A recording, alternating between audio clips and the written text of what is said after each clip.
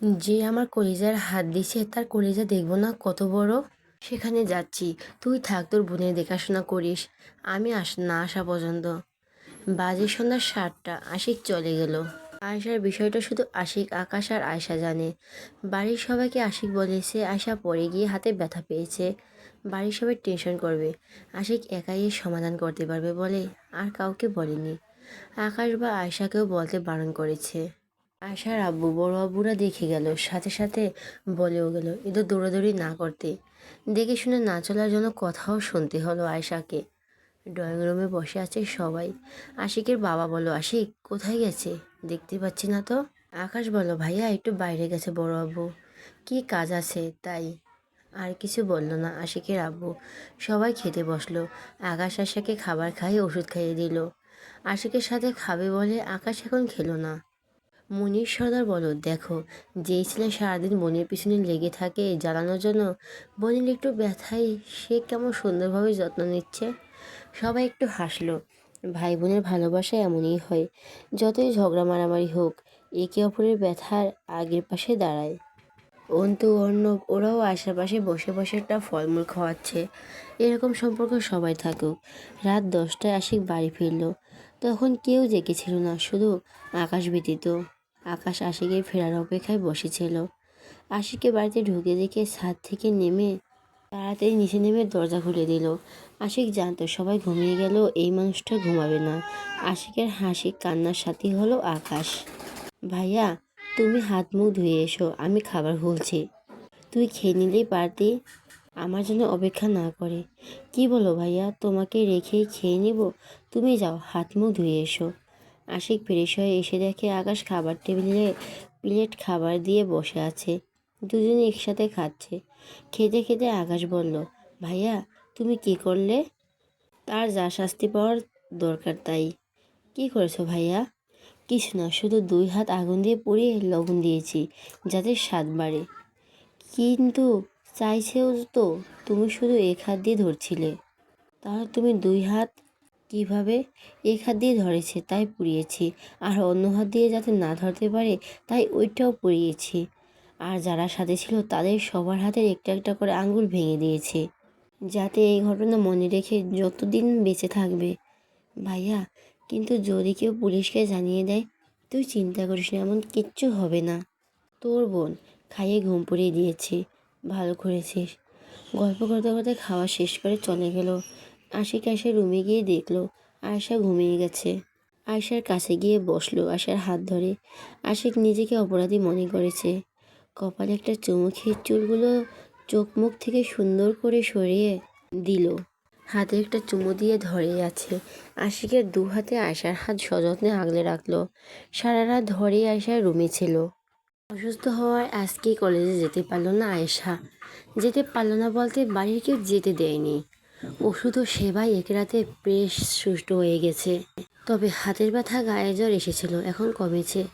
আকাশ সব রকম সেবা যত্ন করেছে বোনকে। কেউ অফিসে যাবে না ঠিক করেছে, কিন্তু বড় মা বলেছে ওনার দেখে রাখবে, তাই আকাশ অফিসে গেছে। আয়শার 3 বান্ধবী ফোন করে ওর খোঁজ নিয়েছে। আজকে কলেজে যেতেও বরণ করেছে। আয়শা বসে বসে ফলমূল খেয়ে যাচ্ছে। একটু পর পর বড় মা এটা ওটা দিয়ে যাচ্ছে খাওয়ার জন্য। ছুটির পর আশিক বাড়িতে এসে আয়শাকে দেখে গেছে। আকাশ দেখে গেছে একটু পর পর, ভিডিও কল দিয়ে আয়শাকে দেখে। বিষয়টা ছোট হলেও তাদের কাছে ভালোবাসার মূল্য অনেক। কলেজ থেকে বাড়ি ফেরার পথে চুমকি রিক্সা না পেয়ে হেঁটে যাচ্ছিল। রাস্তা ফাঁকা থাকে, এই দুপুরে চলাচল হয় না বললেই চলে। তাই মনের আনন্দে রাগ পিঠে রাস্তার মাঝখানে যাচ্ছে। তার কাছে রাস্তার মাঝে দিয়ে হাঁটতে নাকি অনেক ভালো লাগে। হঠাৎ করে আজও সেই বাইক। আশিক অফিসে যাচ্ছিল, তাই ধারণা রাস্তা ফাঁকায় থাকায় এই সময়, তাই বাইকের স্পিড বাড়িয়ে যাচ্ছিল। কিন্তু সামনে একটা মেয়ে যাচ্ছে রাস্তার মাঝ বরাবর। তাড়াতাড়ি ব্রেক কষলো, আর একটু যেন চুমকি ধাক্কা লাগতো। ঘটনা এত দ্রুত হওয়ায় চুমকি পেছনে তাকিয়েই উল্টে পড়লো। বাইকের স্পিডে থাকায় ব্রেক করার সাথে সাথে অর্ণব গাড়ি থেকে ছিটকে পড়লো রাস্তায়। চুমকি হাতে সামান্য ব্যথা পেয়েছে, কিন্তু অর্ণব চলন্ত বাইক থেকে পড়ে যাওয়ায় হাত পায়ের বিভিন্ন স্থানে ছুলে রক্ত বের হচ্ছে। মাথায় হেলমেট থাকার কোনো আঘাত পায়নি। চুমকি তাড়াতাড়ি উঠে অর্ণবের কাছে গেল। আপনার কোথাও লাগেনি তো? অর্ণব চোখ তুলে দেখে সেদিকে সেই মেয়ে। রাগ উঠে গেল তরতর করে। এই মেয়ে রাস্তা দেখে চলতে পারো না? রাস্তার মাঝখান দিয়ে হাঁটার জন্য রাস্তা বানাইছে। আর একটু হলে কি হতো? সরি সরি, আমি আসলে বুঝতে পারিনি। তুমি কি বুঝতে পারো সেটা আমাকে বলো। এই সময় রাস্তা ফাঁকা থাকে তাই। তাই তুমি রাস্তার মাঝখান দিয়ে হাঁটবে? গাড়ি চলার জন্য রাস্তা নাকি তোমার হাঁটার জন্য? আজকের পর যেন তোমাকে আমার সামনে না দেখে। আপনি শুধুই আমাকে দোষ দিচ্ছেন। কেন? দুই সাইডে তো ফাঁকা ছিল, একদিক দিয়ে তো যেতে পারতেন। আর আমি তো সরি বলেছি। হ্যাঁ, তোমার সরি দিয়ে আমি কি করব? এক থাপ্পড়ে মুখের 32 পাটি দাঁত বের করে ফেলবো। কি? ওহ, তোমার তো 32 পাটি দাঁত নেই, দেখে তো মনে হয় প্রাইমারিতে পড়ো। থাপ্পড় দিবে বললেই হলো। আসছে রোহিঙ্গা কোথাকার। এই মেয়ে, তোমাকে তো আমি আবার আমার সাথে চমকে ভোঁদড়। অন্য পাশে একটা দোকান থেকে কেটে যাওয়া জায়গায় ব্যান্ডেজ লাগিয়ে নিল। এদিকে চুমকি বসার জন্য চিন্তা করছে। একটু অনুতপ্ত হলো। আমার উচিত ছিল পাশের ফার্মেসি থেকে ব্যান্ডেজ করিয়ে দেওয়া। পরে আবার ভাবছে দোষ তো তারই ছিল, আমি সরি বলার পরও আমার সাথে ঝগড়া করলো। অর্ণব অফিসে গেল। কী রে অর্ণব, তোর এসব কী হয়েছে? ব্যান্ডেজ লাগিয়েছিস কেন? অর্ণব সব ঘটনা বলো। আকাশ হাসতে হাসতে শেষ। ভাইয়া কোথায়? আমার দুঃখের একটু কষ্ট পাবে না? আমাকে নিয়ে মজা করছো? তুই বল, হাসবো কেন? দুদিন একই মেয়ের সাথে তোর থাকা, আবার ঝগড়াও করে এসেছিস। আর মেয়েটা কেমন দেখতে? আকাশের কথা শুনে অর্ণব চলে গেল। আশিক আর আকাশ হাসছে। আয়শা বাড়িতে বসে বসে বোরিং লাগছে, একটুও চলো লাগছে না। বিশেষ করে চঞ্চল প্রকৃতির মানুষের খুব বেশি চুপ থাকতে পারে না। সে বায়না ধরছে বাইরে যাবে, ফুচকা খাবে। মা চাচিরা অনেক বুঝিয়েছে, এখন অসুস্থ আছিস, সুস্থ হয়ে নিয়ে যা। কিন্তু কে শোনে কার কথা?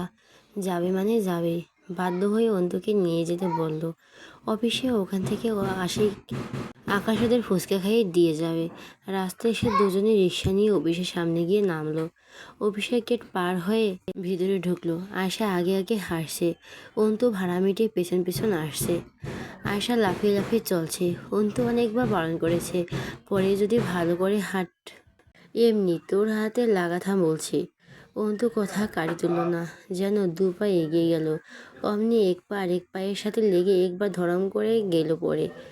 যেই হাতে ব্যথা ছিল সেই হাত আগে পড়লো মাটিতে। পড়ার সাথে সাথে অন্তু কাছে এসে তুললো, বসালো। তোকে আমি বারবার বারণ করলাম, একটা কথা শুনিস না তুই। আয়সার হাতে এত জোরে লাগছে যে আর কান আটকাতে না পেরে জোরেই কেঁদে উঠলো। আয়সা উঠতে পারছে না, কেঁদেই যাচ্ছে। অন্তু একা পক্ষে সম্ভব না আয়সাকে নিয়ে যাওয়া। অফিসের ভিতর নিয়ে যাওয়া তো দূরের কথা, কান্না থামাতেই পারলো না। বাধ্য হয়ে ফোন করলো আকাশকে। অন্তু সব বলার পরে নিচে যেতে হলো আয়সাকে নিতে। ফোনের এপাশে রাখা জায়গায় ও আশিক ছিল। ফোন আশিককে কেবিনে রেখে গেছিল। অন্তু নাম্বার দেখে আশিক রিসিভ করলো। এসব সুন্দর পর আশিক মাথায় আগুন লেগে গেল। ইচ্ছে করছে সব কিছু ভেঙে তছনছ করে ফেলি, কিন্তু এখন নিচে যেতে হবে। আয়সার জোরে জোরে কান্না আশিকের ফোনের এপার থেকে শুনতে পেয়েছিল। তাড়াতাড়ি দরজা খুলে বের হতে পট আটকে দাঁড়ালো বাবলি। ফাইলের বাহানায় আশিকের কাছে যাচ্ছিল বাবলি। স্যার, কিছু ফাইল আছে, আপনাকে একটু দেখতে হবে। স্যার, কিছু ফাইল আছে, আপনাকে একটু দেখতে হবে। নিচে তার পেয়সী কাঁদছে আর এখানে ফাইল নিয়ে এসেছে। সরে যেতে বললেও বাবলি সরল না। আশিক পাশ কেটে যেতে লাগলো। আবার সামনে এসে এসে দাঁড়ালো বাবলি। এবার আশিকের রাগ উঠে গেল। পাশ থেকে একটা বড় ফুলদানি উঠে মেঝেতে আছাড় মারলো। সাথে সাথে ফুলদানি ভেঙে ফ্লোরে ছিটিয়ে গেল। সব স্টাফে তাকিয়ে গিয়ে দেখছে। বাবলিও একটু অপমানিত হলো। সাথে ভয় পেয়ে বাবলি রাস্তা ছেড়ে দাঁড়ালো। আশিক হাঁটা ধরলো নিচে। নিচে এসে দেখে আশা বসে বসে কাঁদছে আর অন্তু জড়িয়ে ধরে সান্ত্বনা দিতে আছে। জড়িয়ে ধরে আশাই ধুলাবালি সহকারে আশাকে কোলে তুলে নিল। সাথে সাথে আশার কান্না বন্ধ হয়ে গেল। চোখ গোল গোল করে আশিকের দিকে তাকিয়ে আছে। আশিক পেছন পেছন অন্তুও গেল। সিঁড়ি বেয়ে 7 তলায় উঠে এলো। আশিক অর্ণব আকাশ 7 তলায় থাকে। সব স্টাফরা তাকিয়ে আছে আশিকের কোলে মেয়ে দেখে। যেই ছেলে কোনো মেয়ের দিকে তাকায় না, কথা পর্যন্ত বলে না, সে কিনা একটা মেয়েকে কোলে নিয়েছে। আশিকের কোলে মেয়ে দেখে বাবলি কিছুটা রেগে ফায়ার। আকাশ কেবিন থেকে শব্দ পেয়ে এসে দেখে ফুলদানি ভেঙে পড়ে আছে। সব কিছু শুনল। আশিকের কোলে আশাকে দেখে ওদের কাছে গিয়ে জিজ্ঞেস করলো, ভাইয়া ওর কি হয়েছে? অন্তু বলো আশা পড়ে গেছে। যদিও আকাশ জানতো ওরা আসবে, কিন্তু নিচে এত কিছু হয়ে গেছে সে এখনো জানে না। আশিক তার কেবিনে নিয়ে গেল আশাকে, সোফায় বসিয়ে দিল।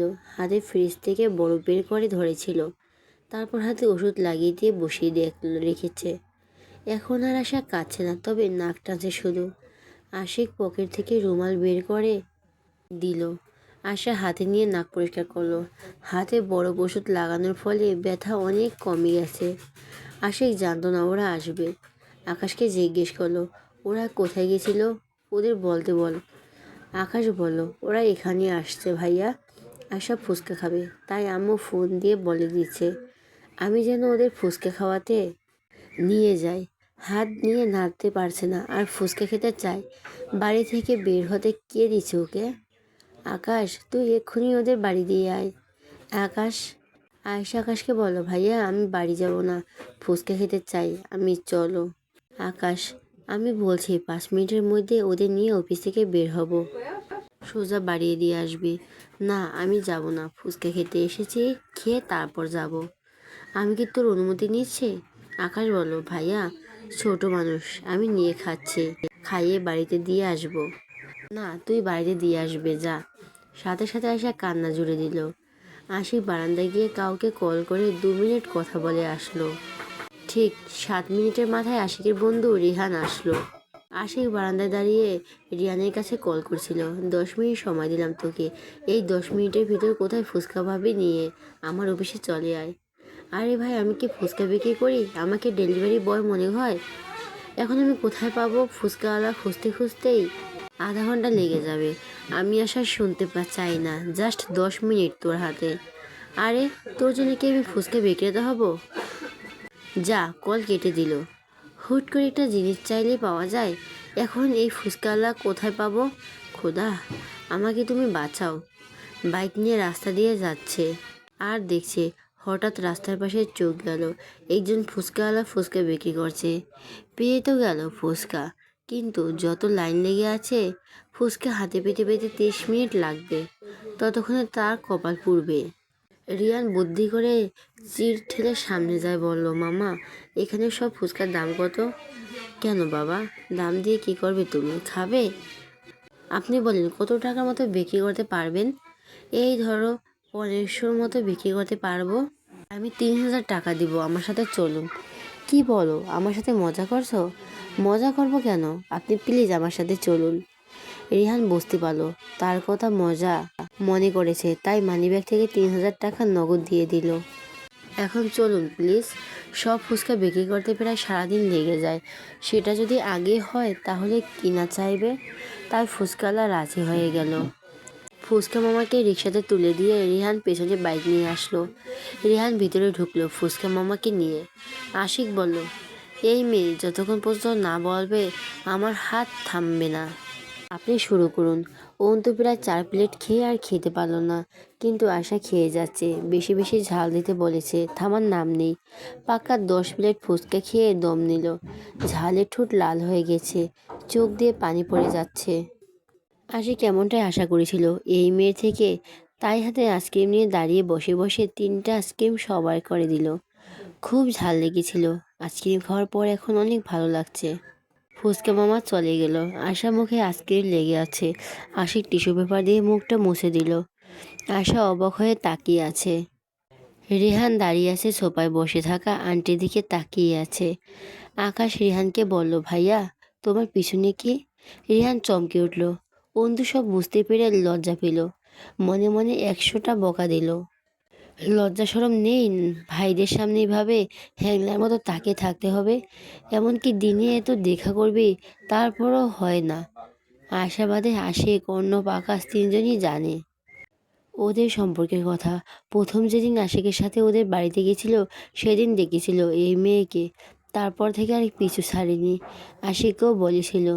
আশিক বলে দিয়েছি, অন্তু যদি তোকে চায় তাহলে আমার কোনো আপত্তি নেই। তারপর থেকে রোজ অন্তুর স্কুলের রাস্তায় দাঁড়িয়ে থাকতো, কথা বলার চেষ্টা করতো। পাক্কা 5 বছর ঘোরানোর পরে রাজি হয়েছিল, যখন যখন অন্তু 10ম শ্রেণীতে উঠেছিল। এখনও তাদের সম্পর্কটা অনেক ভালো, দুজন দুজনকে অনেক ভালোবাসে। রিহান অন্তুর সকল আবদার পূরণ করে, এভাবেই চলছে। রিহান এখন তার বাবার অফিসে থাকে, খুব ভদ্র ও বুদ্ধিমত্তার সাথে বাবার ব্যবসার হাল ধরেছে। সামনের বছর রিহান অন্তুকে ঘরে তুলবে বলে ভেবেছে। আকাশ অন্তু আর আয়শাকে বাড়িতে পৌঁছে দিয়ে গেছিল। রাত বাজে 10টা। আয়শা ঘুমিয়েছে, আশিকের চোখে ঘুম নেই। আশিক রাত 1টায় আয়শার রুমে গেল, তার ঘুম আসছে না। আয়শা ঘুমিয়ে আছে, মুখটা কত মায়াবী। তুই কি শান্তিতে ঘুমাচ্ছিস? এক্সট্রা লাইন, অথচ আমার চোখে কোনো ঘুম নেই। ছেলে মানুষের কাঁদতে নেই। আশিক আয়শা কপালে চুমু দিয়ে বেরিয়ে গেল নিজের রুমে। আজকে আয়শা কলেজে যাবে, আগে থেকে সুস্থ হয়ে গেছে। আমিনা বেগম খাইয়ে দিলেন, রেডি হয়ে বাইরে এলো। আজকে খুব খুশি লাগছে। 2 দিন বাইকে ওঠেনি, মনে হয় কতদিন ওঠেনি। যদিও আয়শা উঠতে উঠতে সবাই অফিসে চলে গেছে। আয়শা রেডি হয়ে বাইরে বের হয়ে দেখে আশিক নেই, আর না তার বাইক। গেল কোথায়? আয়শাকে দেখে গাড়ি থেকে ড্রাইভার বের হয়ে বলল, চলো মামুনি, তোমাকে কলেজে নিয়ে যেতে বলেছে আমাকে। মন খারাপ করে গাড়িতে উঠে পড়ল। কথারা জানতো আয়শাকে আয়শা জানবে, তাই কলেজের গেটে দাঁড়িয়েছিল। আয়শা দ্রুত গাড়ি থেকে নেমে ওদের কাছে গেল। সবাই জিজ্ঞেস করলো, এখন কেমন আছিস? ভালো। সবাই কলেজের ভিতরে গেল। ক্লাস শেষে স্যার চলে গেছে। 4জন বসে গল্প করছে। পাশ থেকে 2জন ছেলে উঠে ওদের কাছে এলো। হাই, আমি শ্যাম বলে হাত বাড়িয়ে দিল, কিন্তু কেউ হাত মেলালো না, বলে হাত ফিরিয়ে নিল। পাশ থেকে আরেকজন বলল, আমি শুভ। চুমকি বলল, ভাই তুমি শুভ হও বা অশুভ, এখানে আমরা কি করতে পারি? কেন, আমরা তো ক্লাসমেট, আমার বন্ধু হতে পারি। আমাদের দরকার নেই। কিন্তু কেন? এমনি, আমরা 4জন আছি, আর লাগবে না ধন্যবাদ। ছেলে বন্ধু তো নেই, তাই আমরা হতে পারি। এই তো কথা বলো কেন, আমাদের লাগবে না, যাও। সিয়াম আর শুভ চলে গেল।